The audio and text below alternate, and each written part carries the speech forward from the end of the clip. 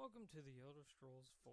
Today, I'm going to be talking about how this game is essentially a monomyth and how it falls under the three stages: the separation, the initiation, and return stage.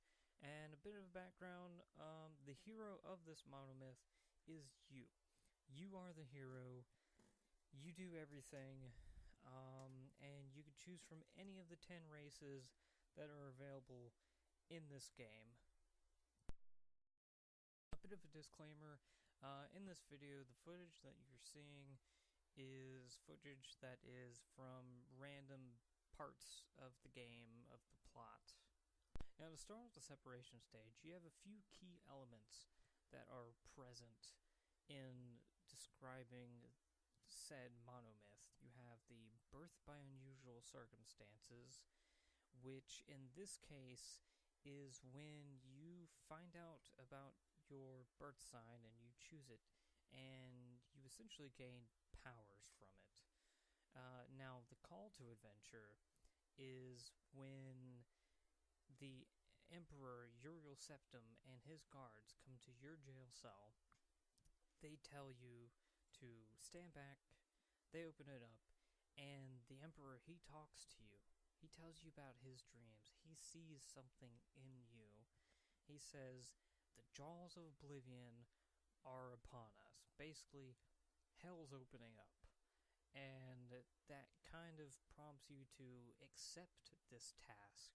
And lastly, the special weapon or amulet or talisman is the Amulet of Kings. It is the prized possession of the Septim bloodline. It is what keeps the quote-unquote dragon fires lit at the Temple of the One in Imperial City. That helps keep Oblivion at bay. And later on, things are gonna go a little bit downhill. And last but not least, you have the threshold, the crossing of the threshold, or the guardian.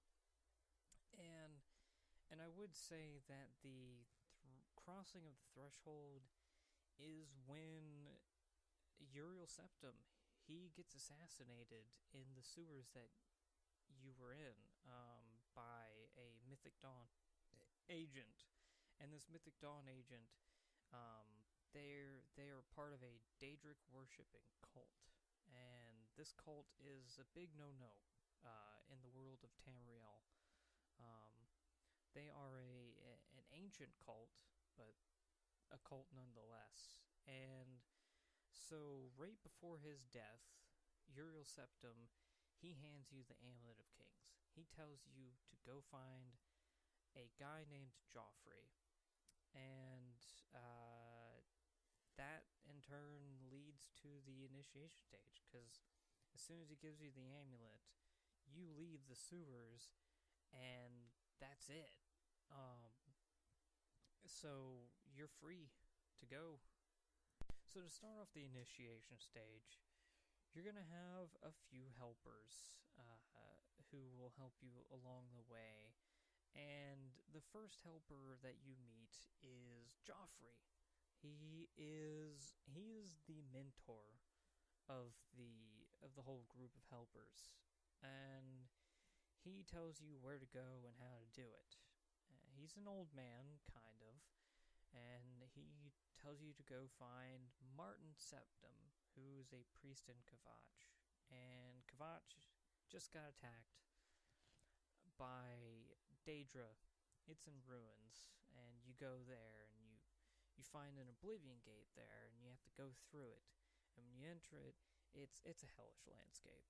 Fire, brimstone, there's lava, and there's these dark, tall, brooding, gloomy towers. And the towers, well, they represent the tower archetype. Something foreboding, something evil lurks there. And you have to stop it by any means. So you fight your way there, you get in there, and you fight your way to the top, and boom, grab the sigil stone, and it collapses the portal. You go into Kvatch, and you meet Martin, who is your second helper. He's actually he's the young pupil. I would say he's like the young pupil archetype, because this is all brand new to him. When you convince him that he may be next in line to be the emperor, and he doesn't know what to do. To list off some other helpers throughout the plot, you have all the counts and countesses of all the neighboring cities like Anvil and Skingrad and Shadenhall, when you do tasks for them, and you have to shut down Oblivion gates that popped up near their cities in order for them to help you for the penultimate goal, essentially. So you meet Joffrey back at Wayne Priory, and it's under attack by the Mythic Dawn cult. And you go into the chapel, there's Joffrey and the few Mythic Dawn people, you kill them, and he says he fears the worst, that the Amulet of Kings may be stolen, and he's not wrong. It is stolen by Mankard Cameron, and you need to find a way to get it back. And here comes Boris. Boris will help you out. He's the info guy. He informs you on what's going on around the city of Imperial City. And you get these books, these commentaries on the Mysterium Xarxes, which were written by Mankard Cameron. And there's 4 editions of it, but you can only get the first 2 commonly. And they actually are the key to finding out where the Mythic Dawn are. And so you do a few various tasks, and you get book 3, book 4. You take him to this wizard from the Mages Guild, Tarmina. She is also another helper. She is very smart, and she deciphers it, and she says, go here. And you go there, and at a certain time, specifically midday, at 12 o'clock, this plaque glows, you activate it, boom, Mythic Dawn are at the location that is circled and X'd. So you go there, and essentially, you get initiated into the Mythic Dawn.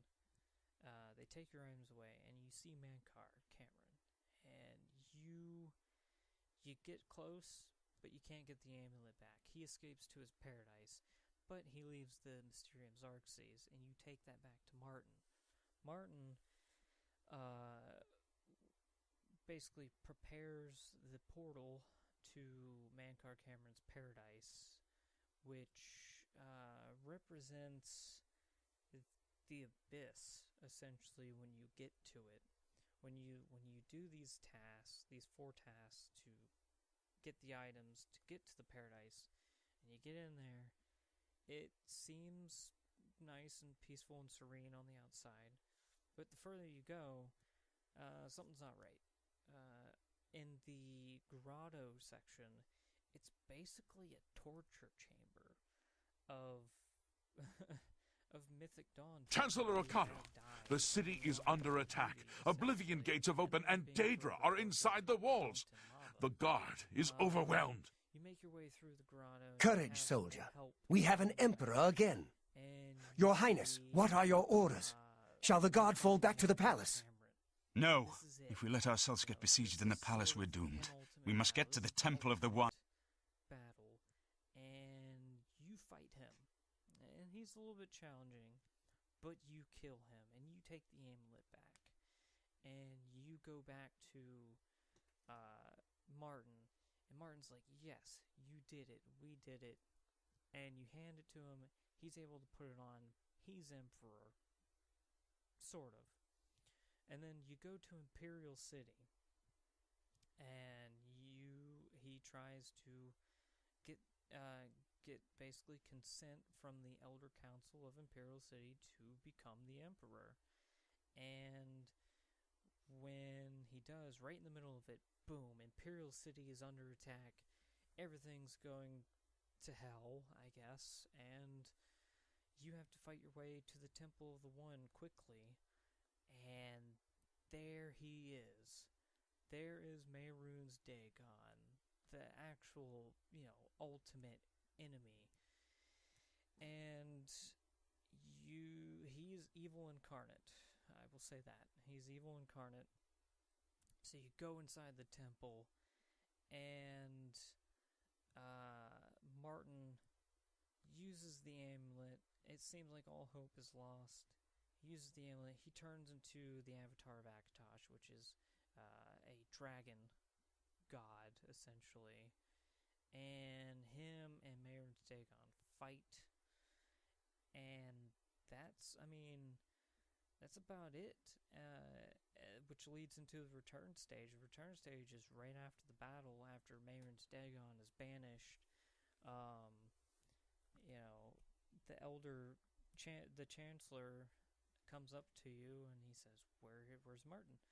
And Martin is sacrificed himself. He gave himself up, and crossing back over that threshold, if there's anything that is a boon, I guess, is that Mehrunes Dagon is gone at least, so that's a good thing. And yeah, that's about it for the Monomyth.